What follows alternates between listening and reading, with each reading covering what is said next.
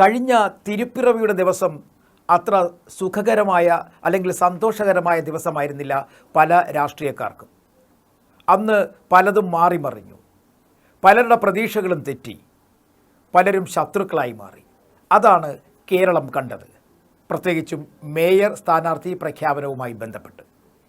തിരുവനന്തപുരത്ത് തിരുപ്പിറവിയുടെ തലേ ദിവസം അല്ലെങ്കിൽ ഡിസംബർ 24-ാം തീയതി വലിയ തരത്തിലുള്ള ആഘോഷങ്ങൾ അർദ്ധരാത്രി കഴിഞ്ഞുമുണ്ടായിരുന്നു. ക്രിസ്മസ് ദിവസം ഈ ആഘോഷങ്ങളിലൊക്കെ പങ്കാളിയായിരുന്ന ആർ ശ്രീലേഖ എല്ലാ അർത്ഥത്തിലും മുൻ DGP ആയിരുന്നു.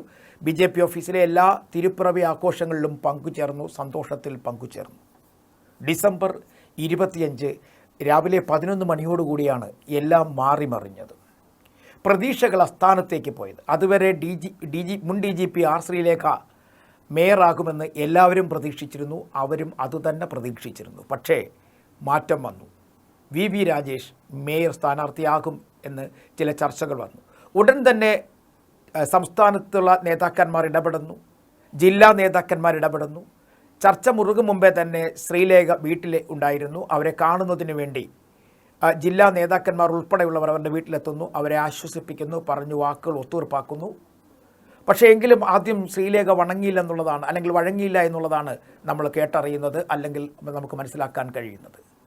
പിന്നീട് ചർച്ചകൾ വലിയ തരത്തിൽ മുന്നോട്ട് കൊണ്ടുപോയി. വലിയ തരത്തിലുള്ള ചർച്ചകൾ നടന്നെങ്കിൽ തന്നെയും ജില്ലാ പ്രസിഡന്റും ഒപ്പം തന്നെ സംസ്ഥാന നേതാവുമൊക്കെ ഇടപെട്ടുകൊണ്ട് അവരെ അനുനയിപ്പിച്ച് അന്ന് ചേർന്ന കൗൺസിലർമാരുടെ യോഗത്തിൽ പങ്കെടുപ്പിച്ചതിന് തൊട്ടു പിന്നാലെ മേയർ സ്ഥാനാർത്ഥിയെ പ്രഖ്യാപിക്കുകയും ചെയ്തു. മേയർ സ്ഥാനാർത്ഥിക്ക് മധുരം കൊടുക്കുന്നതിനൊക്കെ അവർ ഒപ്പമുണ്ടായിരുന്നെങ്കിലും പക്ഷേ ഇതുവരെയായും അവരുടെ പിണക്കം മാറിയിട്ടില്ല എന്നുള്ള വിവരങ്ങളാണ് പുറത്തേക്ക് വരുന്നത്.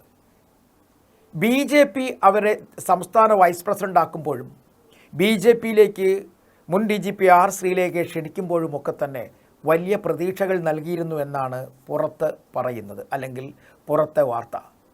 അങ്ങനെ എന്തായിരിക്കും അവർക്ക് നൽകിയിട്ടുള്ളത്? മേയർ സ്ഥാനമാണോ, അതോ ഈ തിരുവനന്തപുരം നഗരത്തിലെ ഏതെങ്കിലും ഒരു നിയമസഭാ സീറ്റിൽ വരാൻ പോകുന്ന തെരഞ്ഞെടുപ്പിൽ മത്സരിക്കുന്നതിനുള്ള അവസരമാണോ എന്നുള്ളത് വ്യക്തമല്ല. എന്തായാലും മേയർ സ്ഥാനമല്ല എന്നുള്ളത് വ്യക്തമായി കഴിഞ്ഞിരിക്കുന്നു. അവിടെ പാർട്ടിക്കും ഒപ്പം തന്നെ RSSനും താല്പര്യമുള്ള VV രാജേഷ് മേയറായി കഴിഞ്ഞിരിക്കുന്നു.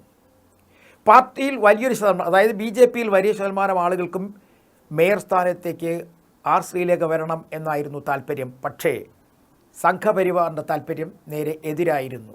അവർ പറയുന്നത് ഭരണരംഗത്ത് അവരുടെ കഴിവ് തെളിയിച്ചിട്ടുള്ള, രാഷ്ട്രീയപരമായി കഴിവ് തെളിയിച്ചിട്ടുള്ള, കഴിഞ്ഞ കുറേ നാളുകളായി ജനങ്ങളുമായി അടുത്ത് ബന്ധമുള്ള രാജേഷിനെ തന്നെ മേയർ സ്ഥാനാർത്ഥിയാക്കണം, മേയറാക്കണം എന്നൊരു നിർദ്ദേശം വരുന്നു. RSSനെ മറികടന്നൊന്നും ചെയ്യാൻ BJPക്ക് കഴിയില്ല എന്നുള്ളത് കഴിഞ്ഞ കുറേ നാളുകളായി നമ്മൾ കാണുന്നതാണ്. ബീഹാർ തെരഞ്ഞെടുപ്പിലായാലും ഏത് തെരഞ്ഞെടുപ്പിലായാലും സംസ്ഥാന തെരഞ്ഞെടുപ്പുകളിലൊക്കെ തന്നെ നിർണായക ശക്തിയാണ് RSS അല്ലെങ്കിൽ സംഘം എന്ന് പറയുന്നത്. സംഘത്തിന് നിർദ്ദേശം വരുന്നു, അതിൽ നിന്നും പിന്നെ ഏത് BJP നേതാവ് ഇടപെട്ടാലും ഒന്നും ചെയ്യാൻ പറ്റില്ല. ശ്രീലേഖയ്ക്ക് മേയർ സ്ഥാനം നഷ്ടമാവുകയും ചെയ്തു. പക്ഷേ ഇപ്പോഴും മുറുമുറുപ്പ് തീർന്നിട്ടില്ല എന്നാണ് പറയുന്നത്.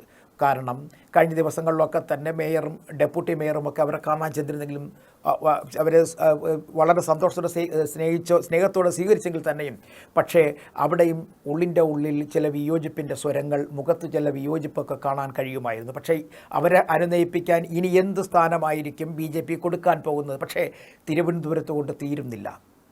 വലിയ പ്രതീക്ഷകൾ നൽകിയ, കോൺഗ്രസിന് വലിയ പ്രതീക്ഷകൾ നൽകിയ 2 കോർപ്പറേഷനുകളായിരുന്നു കൊച്ചിയും അല്ലെങ്കിൽ എറണാകുളം നഗരത്തിലെ കൊച്ചിയും തൃശ്ശൂരും. അവിടെയും ഇത് തന്നെ ആവർത്തിച്ചു. പലരും പ്രതീക്ഷകൾ മനസ്സിൽ വെച്ചു. ദീപ്തി മേരി വർഗീസ് പ്രതീക്ഷ മനസ്സിൽ വെച്ചു. പക്ഷേ അവിടെ മിനിമോൾക്ക് മേയർ സ്ഥാനത്തേക്ക് വരേണ്ടി വന്നു. പക്ഷേ ആ പ്രഖ്യാപനം നേരത്തെ തന്നെ ഉണ്ടായി, വളരെ നേരത്തെ.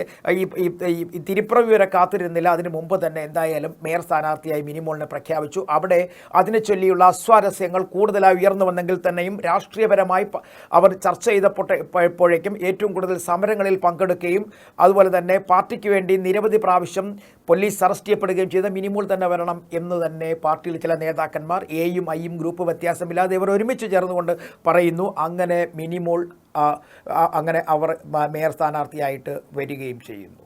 ഇവിടെ നമ്മൾ മനസ്സിലാക്കേണ്ടത് പ്രതീക്ഷകൾ പലർക്കും നൽകുന്നു. ആ പ്രതീക്ഷ നൽകി അവർ വളരെ സന്തോഷത്തോടെ വിജയിച്ചു വരുമ്പോഴേക്കും മേയർ സ്ഥാനാർത്ഥി അല്ലെങ്കിൽ നേതൃസ്ഥാനത്തേക്ക് അവരുടെ പേര് നിശ്ചയിക്കുന്ന ദിവസം അവർ മാറപ്പെടുന്നു എന്നുള്ളതാണ് ഒരു ചർച്ചയായി മാറപ്പെടുന്നത്. ഇനി തൃശ്ശൂരേക്ക് പോകാം. തൃശ്ശൂരും അങ്ങനെ തന്നെ സംഭവിച്ചു. ലാലി ജെയിംസിനായിരുന്നു അവിടെ പ്രതീക്ഷ. കാരണം അവിടെ 2-3 പ്രാവശ്യമായിട്ട് അവർ അവിടെ നിന്ന് ജയിച്ചു വന്നതാണ്, കോർപ്പറേഷനിൽ ജയിച്ചിട്ടുണ്ട്. മാത്രവുമല്ല അവിടെ അറിയപ്പെടുന്ന രാഷ്ട്രീയ പ്രവർത്തകയാണ്, വനിതാ പ്രവർത്തകയാണ്. അത്തരത്തിൽ വലിയ മുൻതൂക്കം അവർക്ക് അവരുടെ ജില്ലയിൽ തന്നെ ഉള്ളൊരു നേതാവാണ്. പക്ഷേ വളരെ പെട്ടെന്ന് തന്നെ ആദ്യ പ്രാവശ്യം മത്സരം ജയിച്ച നിജ എന്ന് പറയുന്ന ഡോക്ടറിലേക്ക് മേയർ സ്ഥാനം പോകുന്നു. അതവിടെയാണ് ഏറ്റവും വലിയ വിഷയം, വലിയ ചർച്ചയായി മാറപ്പെട്ടിരിക്കുന്നത്. ഇപ്പോഴും വലിയ ചർച്ചയായിക്കൊണ്ടിരിക്കുന്നത് കോൺഗ്രസ് മേയറാകണമെങ്കിൽ കോൺഗ്രസിൻ്റെ ജില്ലാ പ്രസിഡന്റ് പണം ചോദിച്ചു എന്നുള്ളതാണ് ഏറ്റവും വലിയ ചർച്ച.